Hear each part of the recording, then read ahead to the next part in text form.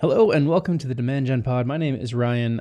Today we're doing something a little differently. If you're listening on Spotify or Apple Podcasts or wherever you may get your podcasts, you may not notice difference, but today we're going no video because I've spent the first half of my day trying to make the video work and it is just not going to happen.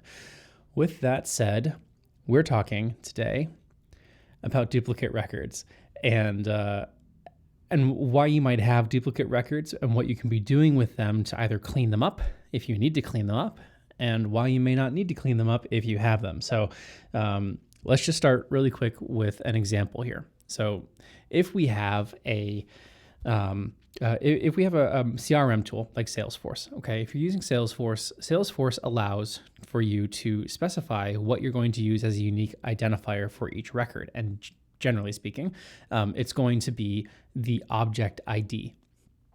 Now, you can group objects together without getting too far off track so quickly, but you can group objects together and connect them by saying, the object ID, say, for example, a contact ID can be mapped to a contact ID in a different object, but that object's ID is going to be its own unique identifier, say customer records or device object or something like that for a history of device purchases.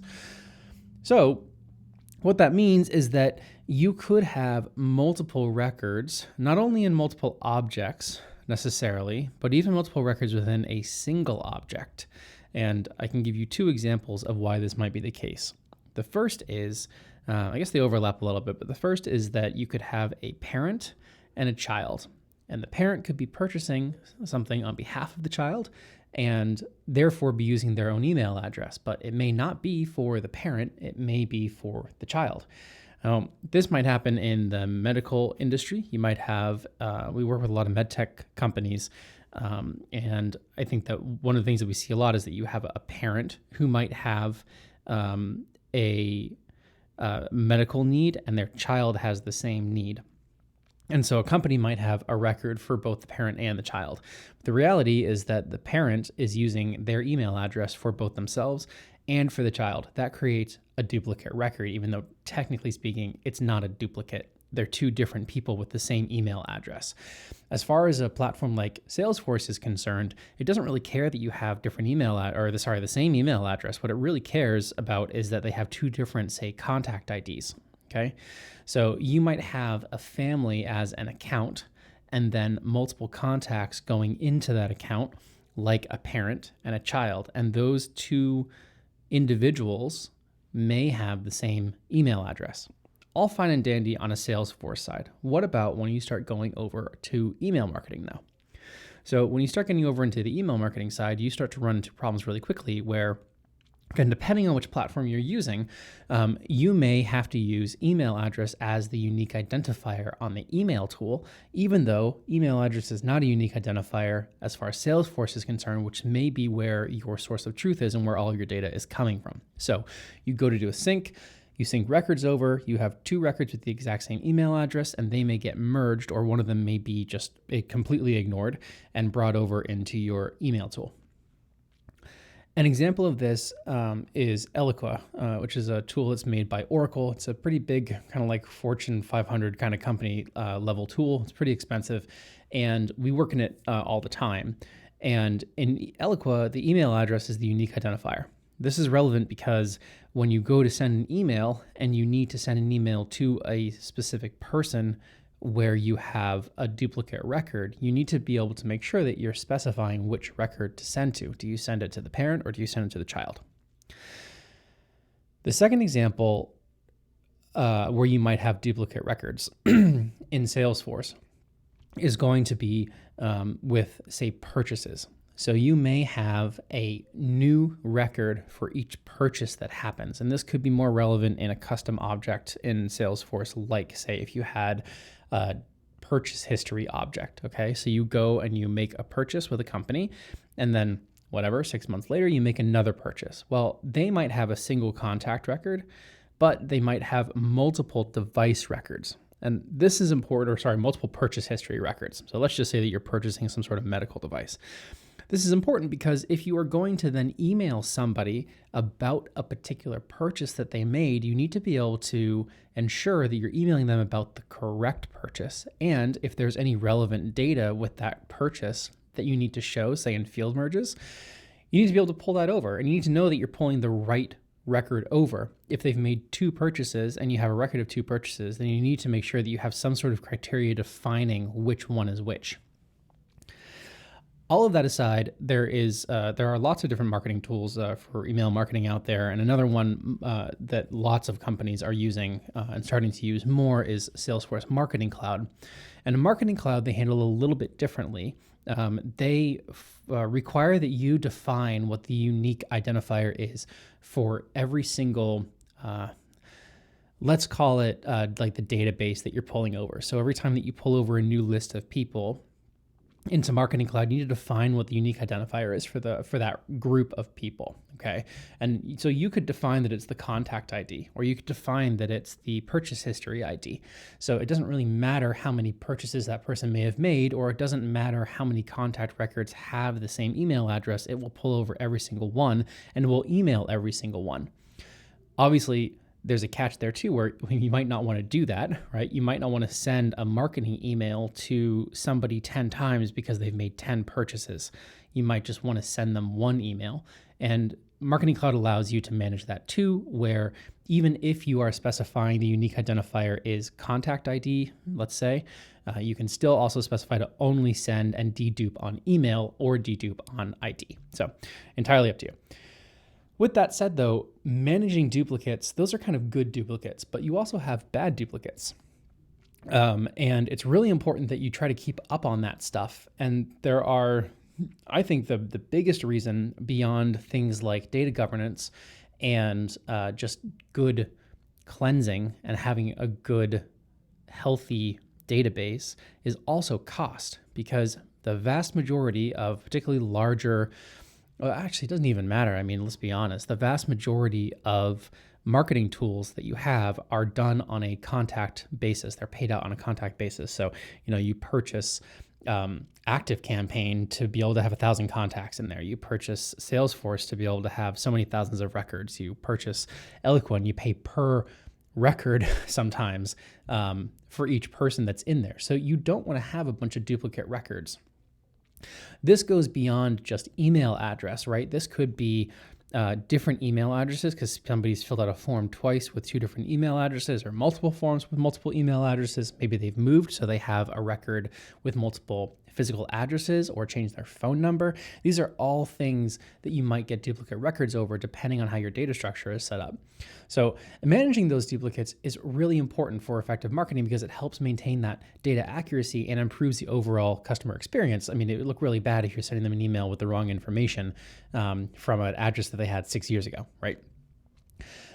But like I mentioned, duplicate records can also lead to wasted resources, poor reporting, inconsistent messaging, and then therefore maybe some angry customers. To identify them, sometimes it really comes down to a manual review and an analysis of data, and that can help you to identify duplicate records. Also, common data fields and attributes to look for, they include email, name, phone number, other unique identifiers, physical addresses, whatever other things that you may take into account when you're thinking about a unique person, and how that's actually mapped into your data tool. But there are other automated tools like duplicate detection algorithms, and they can be used to streamline the process of identifying duplicates. And they'll be looking for things like similar names, similar addresses, and then call out those similarities and then let a person decide, is that really a duplicate or are we just fine? In order to deal with them, though, you can merge them together, or you can also remove duplicate records to consolidate and avoid any confusion.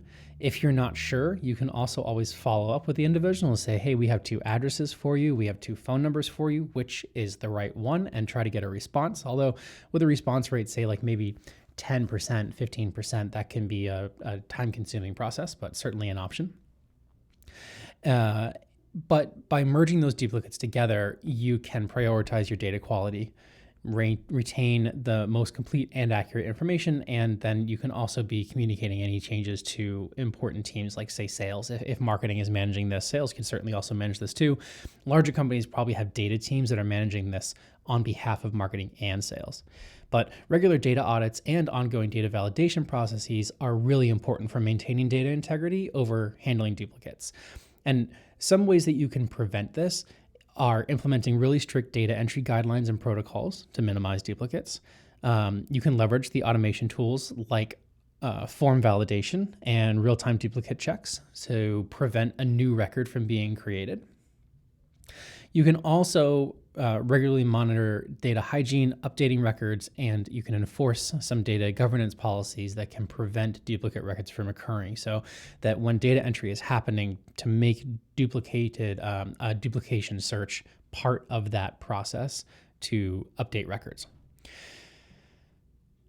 Another good way that you can use it is with that form validation. And so, for example, you can also reduce the potential issue of it happening simply by adding things like, again, whatever the unique identifier is, to make it as easy as possible to prevent somebody from putting in something different. So you can do that with field merges inside of forms. So basically how that works is that you everybody's browser, when they go and submit a form, unless they prohibitively exclude themselves, their cookies will be tracked on their browser. And then when they go to submit the form, say another form on the website somewhere else, you can pre-populate the form with certain fields. So say first, last, phone number, and email, or whatever they've already provided you. And it's entirely up to you on whether or not you want to even ask for some of those things.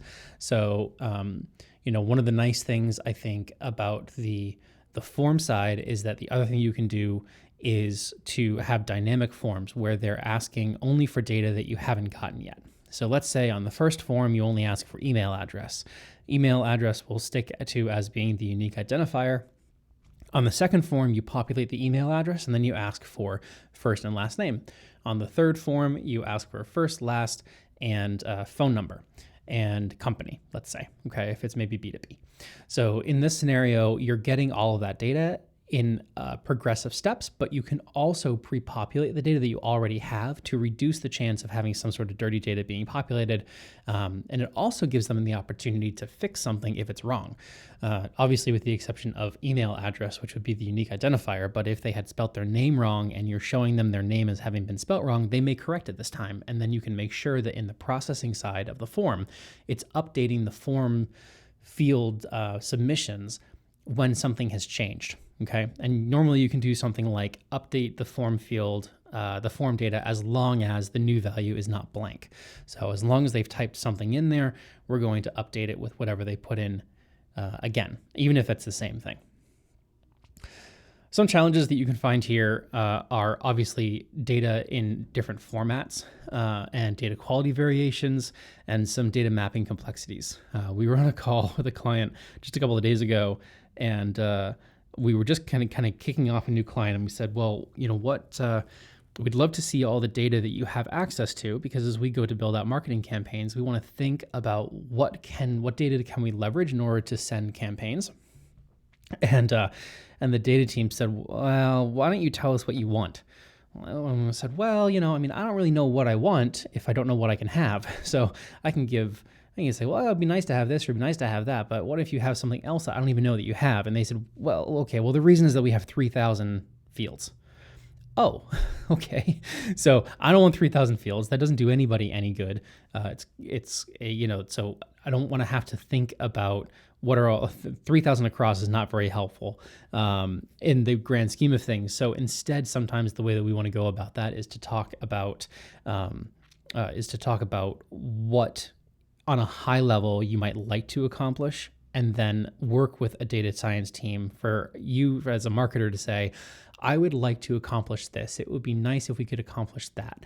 And hopefully a conversation comes out of that to say, oh, okay, well, if you want to send to people based on the last time that they purchased, we do have that data. We also have data which is the average length of time between purchases, if you'd like to use that. Oh, okay, great. Well, I hadn't thought about leveraging that, so we could definitely use that as well.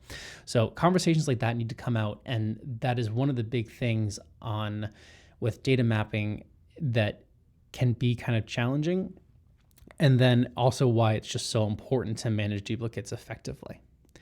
So managing duplicates in marketing automation platforms and CRM is just so important. And it's not something that has to be done really, really frequently, because depending on, again, how many submissions you're getting, depending on a number of factors, it may not necessarily be that big of a deal.